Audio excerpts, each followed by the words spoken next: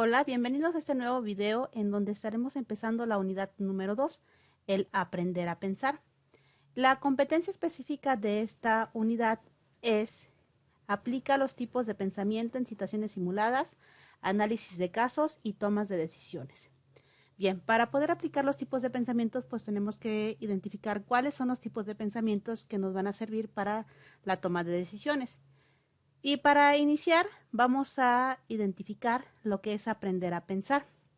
Aprender a pensar básicamente es distinguir entre entender lo que hacemos para hacer lo que entendemos.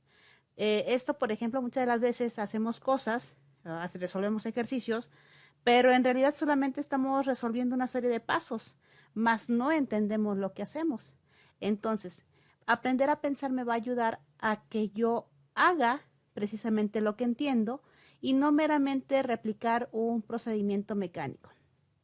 También, bueno, el aprender a pensar consiste en enseñar a los alumnos a pensar sobre la información que reciben y saber elegir y seleccionar.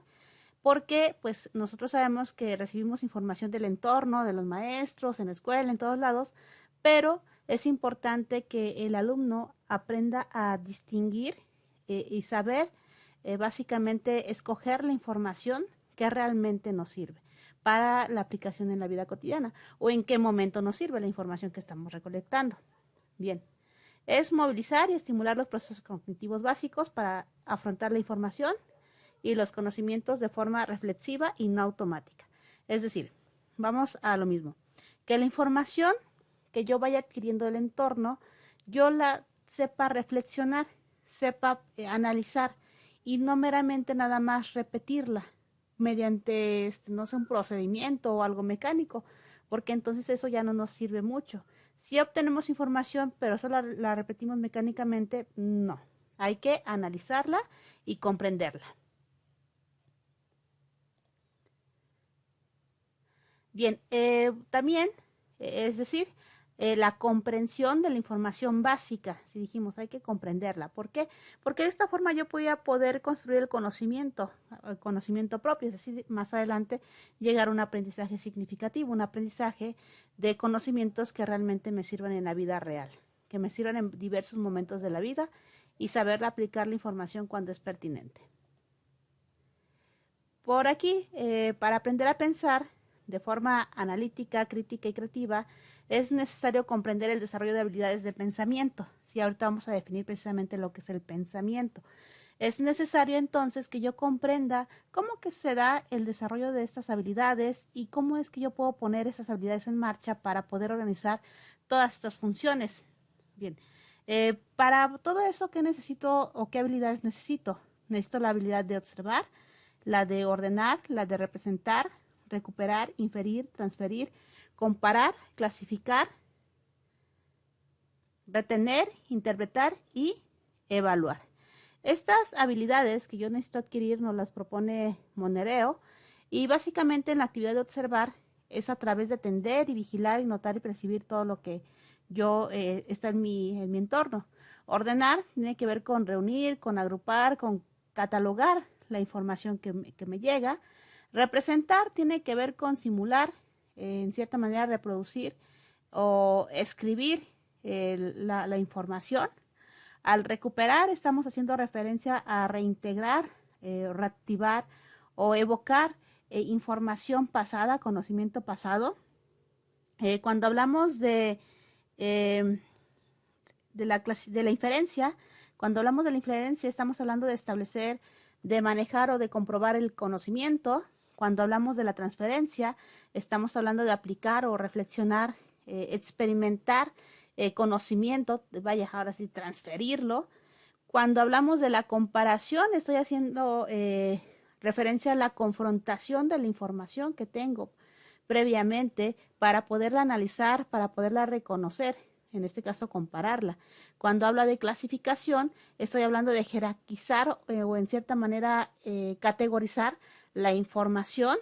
Cuando hablo de retener, hablo precisamente de almacenar, conservar, codificar o etiquetar la información que tengo previamente. Al hacer referencia a la interpretación, interpretar, estoy haciendo referencia a que yo puedo justificar, parafrasear en cierta manera, resumir la información que ya tengo Y cuando hablo de evaluación, finalmente estoy hablando de valorar, de apreciar o de examinar la información. Si se fijan entonces, estas habilidades las aplico directamente con la información que voy adquiriendo. Si dijimos, la información, el conocimiento que adquirimos, no nada más se debe quedar en algo automático, sino meramente llevarnos a la reflexión, llevarnos a pensar de forma analítica y crítica y creativa. Ahora sí, vamos con las definiciones de pensamiento. Hay muchas definiciones de pensamiento. Seguramente si ustedes incluso hasta googlean pensamiento van a encontrar infinidad de definiciones. Vamos con la primera. Nos dice que el pensamiento es el conjunto de concepciones que tenemos sobre nosotros mismos y sobre lo que nos rodea. Sí, es una primera definición. Concepciones sobre nosotros y lo que nos rodea, es decir, una concepción de la realidad. Otra definición nos dice que el pensamiento implica una actividad global del sistema cognitivo o cognitivo con intervención de los mecanismos de memoria, atención, procesos de comprensión, aprendizaje, etcétera, etcétera. Es una experiencia interna e intrasubjetiva. El pensamiento tiene una serie de características particulares que lo diferencian de otros procesos, como por ejemplo que no necesita de la presencia de las cosas para que éstas existan, pero lo más importante es su función de resolver problemas y razonar. Bien, en esta definición básicamente nos habla de una actividad mental, ¿sí? Del sistema cognitivo, en donde intervienen varios elementos. Esos elementos me van a poder permitir adquirir la información y posteriormente recrearla. Bien, otra definición nos dice que es la capacidad del hombre para tomar conciencia de las cosas. Entonces, el pensamiento nos permite darnos cuenta de lo que nos rodea. Entre otras definición, también decimos que es un constructo racional, es decir, es un conjunto de construcciones mentales fundadas en el uso de la razón, desde las cuales los seres humanos organizamos, elaboramos y desarrollamos nuestra percepción e interpretación del mundo, de la vida, nosotros mismos y la realidad en general. Entonces, si se fijan, las definiciones que estamos analizando tienen como base de que el pensamiento se da a través de lo que existe alrededor del individuo, a través de la información que percibimos. Otra definición dice que es la facultad o capacidad humana que hace posible asimilar y reelaborar en nuestra mente el conjunto de datos que resultan de la interacción con el mundo externo.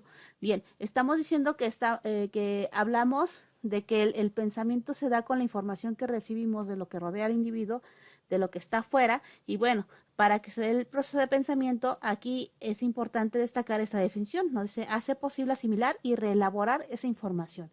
Es decir, la información está presente a nuestro alrededor, pero mediante el proceso de pensamiento yo asimilo esa información, la reelaboro y la interpreto. Otra definición es una aptitud para recrear la información, los datos, las imágenes, los sonidos y todo aquello que entra en la interioridad humana por medio de los sentidos o sistema perceptivo. Nuevamente, habla de que recibimos el conocimiento del entorno. Una definición más nos dice que es un proceso porque se forma de menos a más y de manera sucesiva, es decir, secuencial.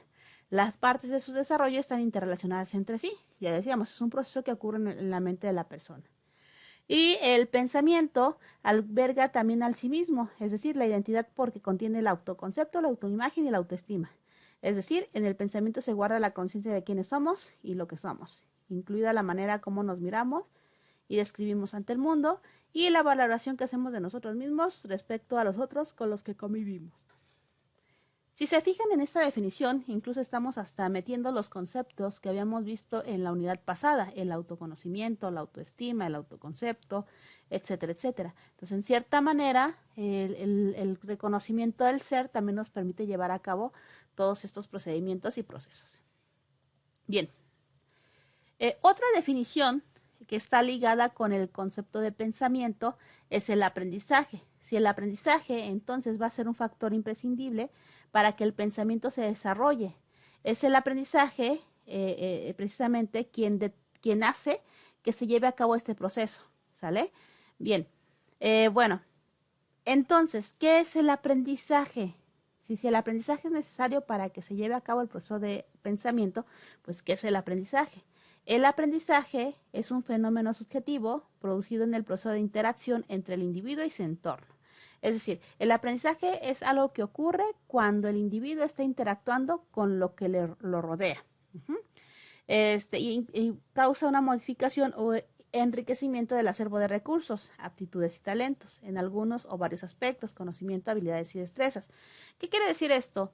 Que el proceso de interacción del individuo, yo por ejemplo, con el entorno que me rodea, con la realidad, propicia que yo adquiera conocimientos que van a modificar ciertas estructuras, que va a modificar la adquisición del conocimiento, voy a tener más conocimiento, que va a modificar mis habilidades o que puede modificar mis destrezas. Es decir, modifican la capacidad que tiene el individuo para conocer, para desarrollarse, etcétera, etcétera.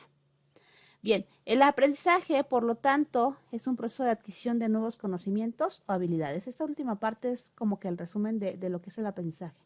El aprendizaje por medio de la interacción del entorno me va a permitir adquirir nuevos conocimientos o habilidades y destrezas. Bien, hasta aquí el video del día de hoy. En el siguiente video estaremos abordando los tipos de pensamiento.